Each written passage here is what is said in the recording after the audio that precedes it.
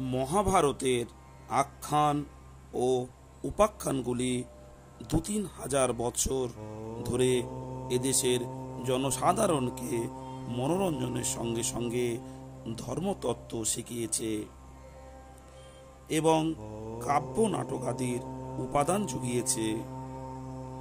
মহাভারতের বহু শ্লোক প্রবাদ রূপে সুপ্রচলিত হয়েছে।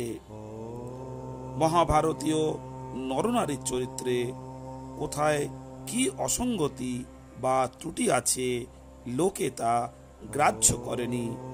যা কিছু মহৎ তাই আদর্শ রূপে পেয়ে ধন্য হয়েছে।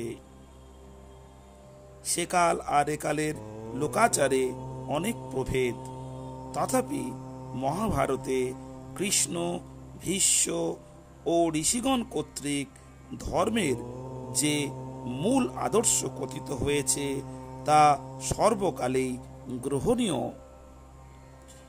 দুঃখময় সংসারে মিলনন্ত আখ্যানই লোকপ্রিয় হবার কথা, কিন্তু এদেশের প্রাচীনতম এবং সর্বাধিক প্রচলিত চিরায়ত সাহিত্য বা ক্লাসিক রামায়ণ মহাভারত বিয়োগান্ত হল কেন?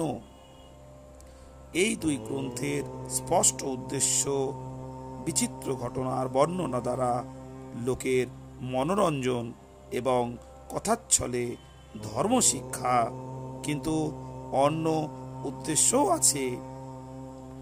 মানুষ চিরজীবী নয়, সেজন্য বাস্তব বা কাল্পনিক সকল জীবন বৃত্তান্তই বিয়োগান্ত।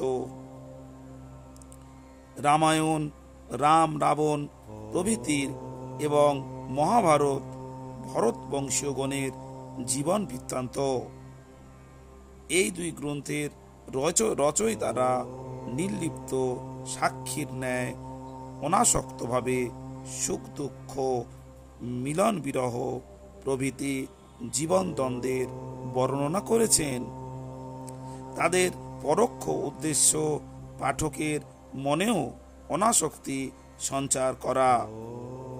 তারা শ্মশান বৈরাগ্য প্রচার করেননি, বিষয়ভোগ ছাড়তে বলেনি, শুধু এই অলঙ্ঘনীয় জাগতিক নিয়ম শান্ত চিত্তে মেনে নিতে বলেছেন।